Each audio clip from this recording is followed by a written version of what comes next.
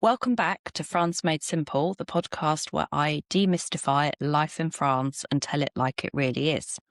And this morning, we're talking about working in France and working in a particular sector. So lots of people move to France and they're in an age bracket where they can retire or maybe rent out gîtes or offer chambre d'hôte, which are kind of B&B type accommodation to supplement their income. There's also an increasingly large demographic who move to France with young families and need to earn a living. Now, starting your own business is a popular option because finding a salaried job in France is difficult, especially outside the big cities. However, self-employment isn't for everybody, and another possibility is working remotely for a foreign employer. If you're planning a move to France and your existing employer is prepared to let you continue working for them, which is often the case in situations where the employee or already works remotely for at least part of the time, this can work perfectly. And since COVID and the kind of rise in the number of people working remotely at least part-time, this sector has expanded enormously. However, this might be, and it often is, the simplest option in terms of finding employment, continuing to work for your existing employer. But if your employer isn't used to dealing with overseas workers, setting up the appropriate systems can be complicated, to say the least. And the French do love the word compliqué. Everything in France is compliqué. Relationships, employment, you name it, any subject under the sun will be compliqué. And this is especially true when it comes to employment law, which is very, very compliqué.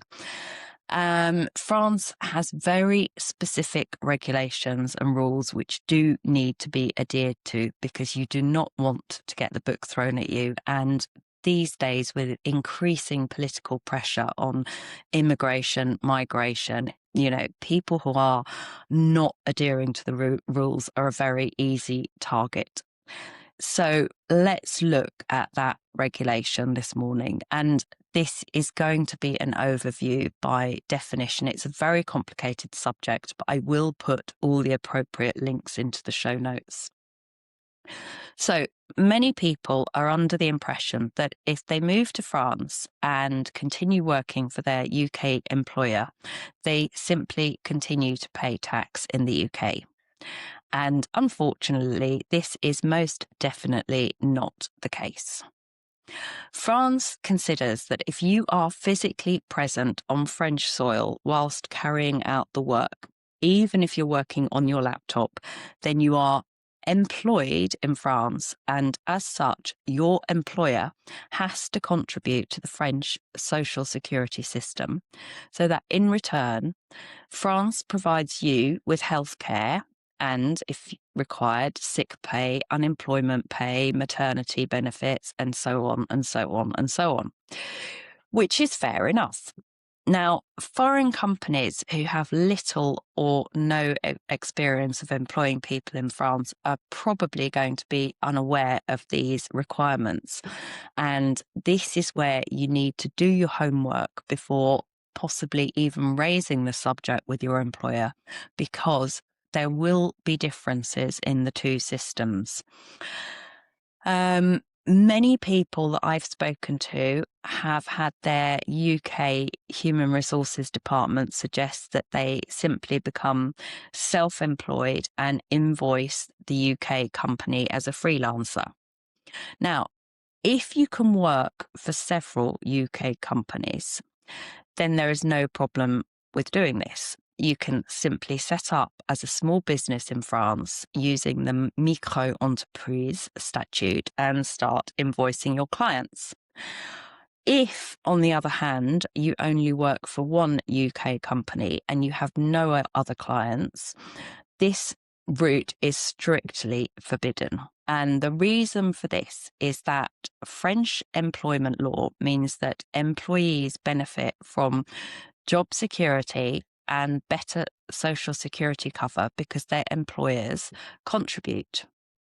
The self-employed contribute less, and posing as self-employed when you're actually employed in every other sense other than contractually, so that the employer avoids paying his share, is known in France as salarié déguisé, concealed employment, and it's regarded as social security fraud.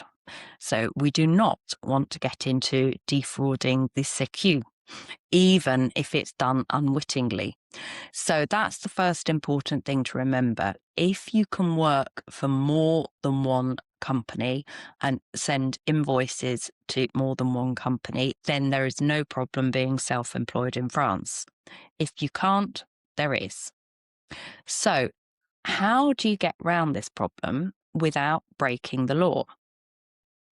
Now, luckily, the URSSAF, which is, I'm going to try and say this, l'Union de recouvrement pour la sécurité sociale et les allocations familiales.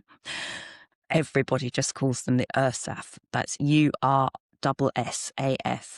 The URSSAF have produced a comprehensive guide which clearly explains exactly what overseas employers need to do in order to be fully compliant with French law.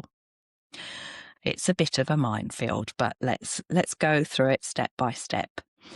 Now, companies must start by declaring their employees to the Centre National Ferme Étrangère, or the CNFE, which is kind of a sub-branch of the URSSAF. This declaration must be made by all employers with no registered business premises in France.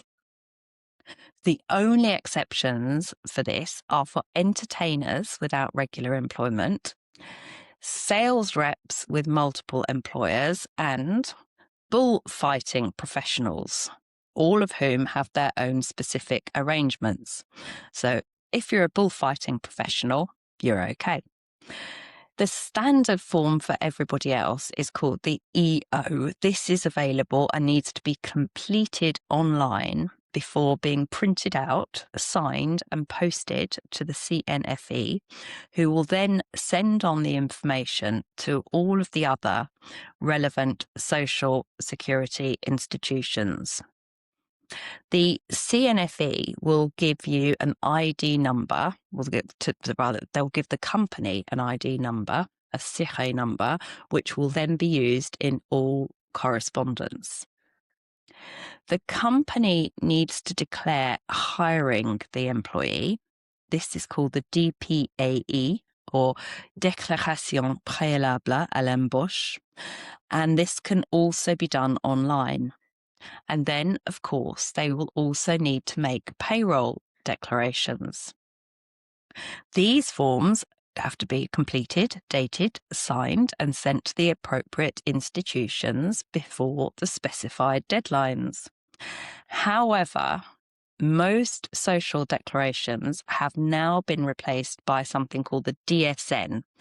This is a single monthly online procedure, and payments can be made by cheque, bank transfer, or electronically, but be careful because fees may apply, and thus companies need to ensure that the amount transferred equals the amount of contributions owed plus any fees. Otherwise, they'll find themselves in hot water. And it can be done electronically or by bank transfer if the company has opened a French bank account. Now, this is all starting to sound a bit complicated, is it not? But never fear, because there is something else called the TFE, or titre ferme étranger, which is a complete free service package that allows employers to complete all the formalities online once they've registered with the CNFE. Now, this service is available to all companies with less than 20 full-time staff in France and applies to both short-term and permanent contracts. The real big advantage of signing up to the TFE is that there is one sole form for all hiring formalities, and this also serves as the employment contract. There's one sole declaration to be made for the various social security institutions who manage the various obligatory sectors such as healthcare, pensions and unemployment benefits.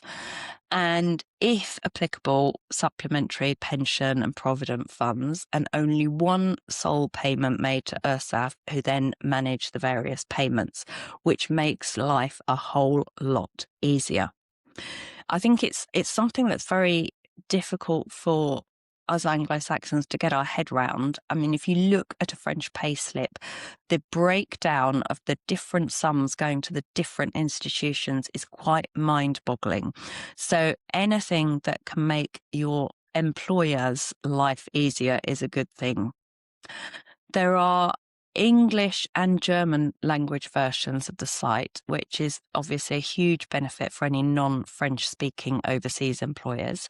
And using the TFE is optional, but if a company opts for this service, they must use it for all their employees working in France. Once the employer has registered with the TFE and completed the DPAE, they then need to complete the wages form, or as it's called, the volet social, which collates all the information required to calculate social security contributions and taxes payable. The employer's account will display the employee payslips, contribution breakdowns, tax certificates for the employees, and annual employment data. And using the TFE service also means that the employer will get emailed a reminder before payment is required, and they can pay online. So far, so good. This all sounds like good news, and the recent changes making the system much easier to navigate for foreign companies have certainly helped to make employing workers based in France simpler. However, there is a downside, as always, and this is that the cost to the employer is often higher than the amounts they are currently paying. Now, French residents benefit from an extremely comprehensive social security system, and you have excellent healthcare, generous family allowances and unemployment benefits, and this does mean that contributions are high. Social charges paid by employers come in at between 25 and 42% of gross salary, or 54% net. So this means that on a gross salary of 1,300, the employer is paying 42%, or 538 euros on top. Now, there are ways for employers to reduce these costs by providing benefits such as luncheon vouchers, company life insurance, and of course, complementary healthcare, which is in any case obligatory. Travel costs, expenses, company cars, they may also provide a way to reduce salary expenditure for the employer. But at this stage, you need to get advice from a qualified accountant. So getting started as a salaried employee for an overseas employer can be tricky, but the benefits are really quite significant. Simply by having a permanent contract, or as it's known, a CDI, a contrat à durée indéterminée, will give you job security, cheaper and often better top-up health insurance, better pension rights, and perhaps most importantly, it makes borrowing money in France, whether this is for something like a car loan or getting a mortgage, much, much easier. So if you do have the right skills and you can work remotely, go for it. At least ask the question of your employer, would they be prepared to think about continuing to employ you remotely whilst you work in France? And if they don't already have systems in place and an HR department that's au fait, there you go, a little bit of French there, comfortable with the system, I would really suggest doing your research. As I said earlier, I'm going to pop all the links into the show notes. do your research and work out how the system would work for you in your particular case, and kind of put a proposition together for your employer, and try and explain how the process will work, and try and make it as simple as possible so it doesn't seem too daunting for them. So to say, look, there is this like one-stop shop, and yeah, there's a lot of paperwork to be completed at the start, and yes, it is going to cost you a bit more in social security contributions, but then maybe you'd be prepared to take a small salary cut because your lifestyle might be cheaper if you're living in France, blah, blah, blah, blah, blah. Anyway, all of that is down to you to negotiate with the employer. But if you can retain your existing job and come and work remotely in France, it's a very good position to be in. Anyway, I hope that's been helpful. I hope it's given you a bit of an overview and a bit of an insight into working remotely for an overseas employer. Things change all the time. Always consult up-to-date gouv.fr websites, which will guide you through the appropriate processes. And bon chance or good luck. And let me know how you get on. Thanks as always to our sponsors, Fab French Insurance, who will make your life as simple as Frenchly possible. And yeah, if you move here, you will need lots of insurance. Anyway, thanks for listening and see you next time.